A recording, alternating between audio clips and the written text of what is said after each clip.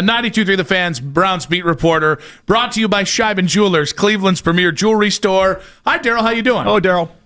What did I just walk into?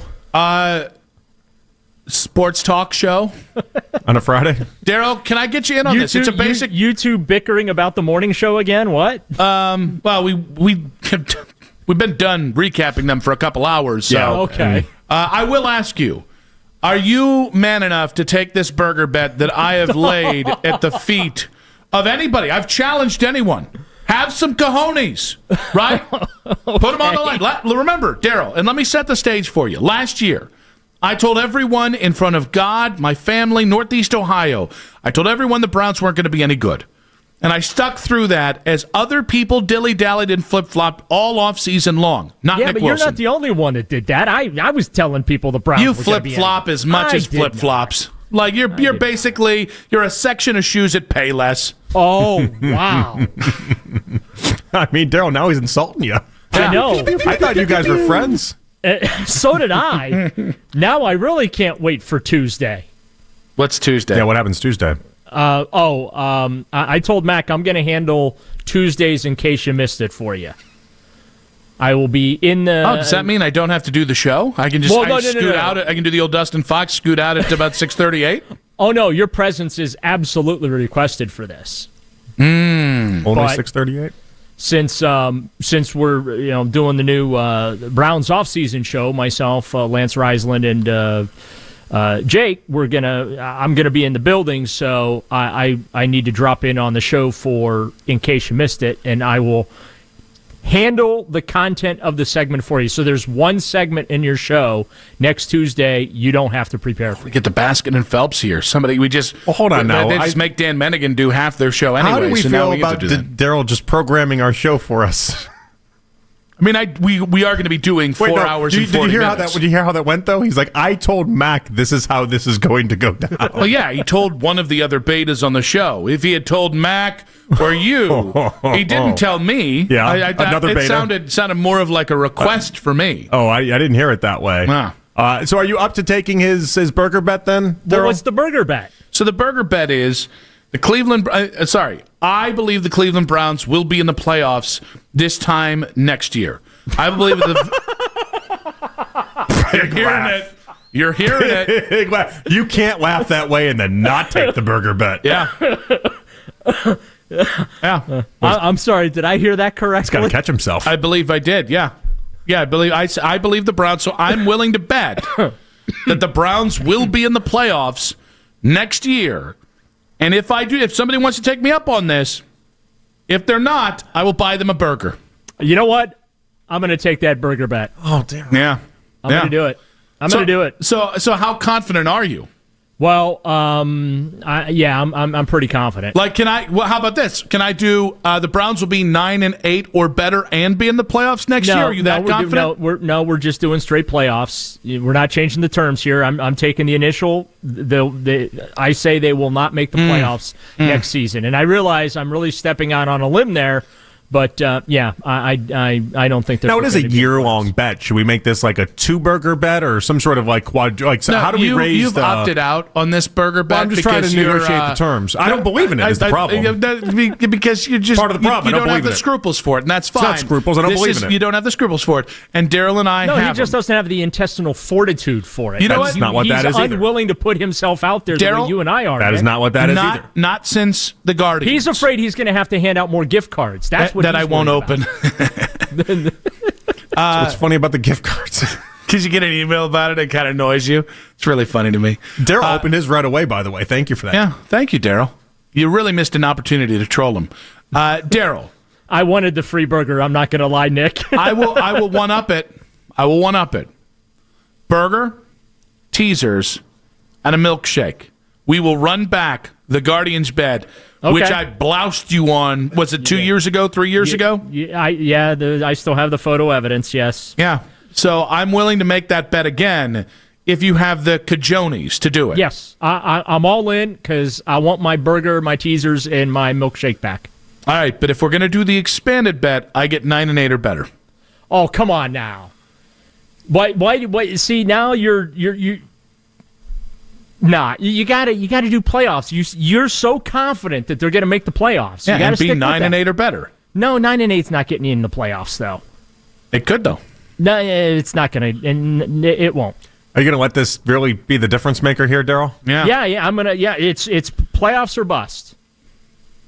He set the terms. I'm surprised you haven't flip-flopped yet. He set the terms. Do you agree to the terms? Do you not agree? Now it actually balls back in your court. It is.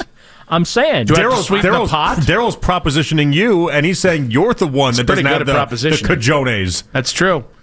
You know what, Daryl? Playoffs or bust. I'm a gentleman. If you're so confident, man, you should take it. I'm a gentleman. I'm a scholar. Well, let's not get carried away. Yeah, you're not a scholar. You dropped out of college. Well, because of the drinking. I was pretty good at when I wouldn't have gotten drunk and dropped out of college. When I went to class, I was pretty okay at the grades. Daryl, I will take this bet. Okay. Burger, teasers, and a milkshake, and the Browns will be in the playoffs next year. You're on. Like Donkey Kong. So, Daryl, thoughts on the head coaching search? I know you just did the YouTube channel convo with Lance Reisland, a little primer there for people who are just joining us. Daryl and Lance Reisland did a little 30-minute program there on the head coaching situation, and the latest on it, I guess we'll go to. Now, have you identified your favorite yet? Yeah, I mean, my favorite is a layup, and that's John Harbaugh. Now, I don't think it's going to happen. I think he'll went out on a limb again. Giants. I know, but no, but he's the all-in. He's the guy I want. But I'm not confident that they're going to get him. Now, the guy that I think is ultimately going to get the job interviewed today, and that is Dan Pitcher. That just is like the quintessential Andrew Berry Cleveland Browns selection, right? I go back to what Barry said on Monday, which I found to be very interesting, and I think he kind of opened the door a little bit as far as what they're hoping to accomplish here. And I feel like they want their next Kevin Stefanski. Kevin was not in demand around the NFL. Not a lot of teams, if any teams other than the Browns, had talked to Stefanski about being a head coach back in 2019, 2020, and that is ironically a source of pride for Andrew Berry and the Browns, consider they just fired the guy and now he's making the tour of all these teams that have head coaching jobs that want him to be interested in coaching their teams. So I just feel like that Pitcher is the next Kevin Stefanski type of a hire for them. He's also within the division, but I guess someone probably should tell Andrew that Joe Burrow, T. Higgins, and Jamar Chase would not be coming with him if they make that hire. But I kind of feel like that's what they're going to end up with, someone like a Dan Pitcher to be the next head coach of this team, and you pair him with, I guess, a strong offensive coordinator. I will say this, if they hire a defensive coach, and they've got a couple of those guys on their radar, I saw Mary Kay's report this afternoon, Chris Shula, Jeff Hafley on the list, Aiden Dirty interviewed today, Jesse Minter, they got asked permission to talk to him. If they go with one of those defensive guys, I think that means Jim Schwartz is out the door. If they end up hiring an offensive coordinator, maybe there's a shot that Schwartz decides to stick around for a fourth year. I saw you say you were not interested in Mike McDaniel. Can you tell us why? Yeah, I don't know. I watched the Hard Knocks shows, and I think that there's a lot you can learn about coaches in them. I've talked about how unimpressive Kevin Stefanski seemed to be in front of team meetings and things like that. I see John Harbaugh with the Ravens, and it's like you want to sit up straight in your chair and eyes front and pay attention. I didn't feel that way about McDaniel at all. Seems like a cool guy, obviously very intelligent. All these guys are very intelligent. They all get the X's and O's. Not Freddie Kitchens. Well, I was about to say, except for Freddie Kitchens. But I need a coach that brings some intangibles to the table beyond the X's and O's and leaning into the proper use of data and analytics and information and things like that, which I'm perfectly fine with. But I need someone that gives off the team building vibe, the accountability vibe, that doesn't have a casual appearance to them. because I kind of feel like that this team needs that desperately. They need someone that brings those other intangibles, and I hope that that's something that the Browns really pay attention to in this coaching search, is someone that's not going to be afraid to give this football team a swift kick in the backside, similar to how Jim Schwartz did with the defense over the last 3 years. It's not because he wears capri pants. That's not what you're talking about with the style, right? No. But how do we know Dan Pitcher is going to be that guy? I have no idea other than, I just knowing how, having some idea of how Andrew Berry thinks, some of the things he said on Monday, because we got a nice size list here, and so I'm looking at it and like, okay, what would be like the quintessential Andrew Berry type of hire? And I think Pitcher kind of fits that mold, And I just kind of feel like there's a big part of Andrew Berry that wants to find his next Kevin Stefanski so that they can feel good about hiring a guy that maybe no one else has thought of and is going to come in here and do a great job and make him, look like a genius, for lack of a better phrase. But I'm not concerned about that. I'm more concerned about somebody that's going to come in here and be organized, hold guys accountable, and light a fire under this football team to get the very best out of the talent that they're given, even if maybe there are some talent deficiencies as the organization puts parts of this roster back together. Outside of Harbaugh, do you feel like fans want Schwartz the most? Yeah, I feel like Schwartz, and I also, look, I certainly understand a lot of folks that want Mike McDaniel here. I think that those are the three that fans would feel, I don't want to say good about, but like you could sell that to fans the easiest, any of those three guys. I think when you start going down the list, Joe Brady from the Bills, you could sell that, working with Josh Allen, that high-powered Buffalo offense there. But again, Josh Allen didn't come with him. And we got to remember this.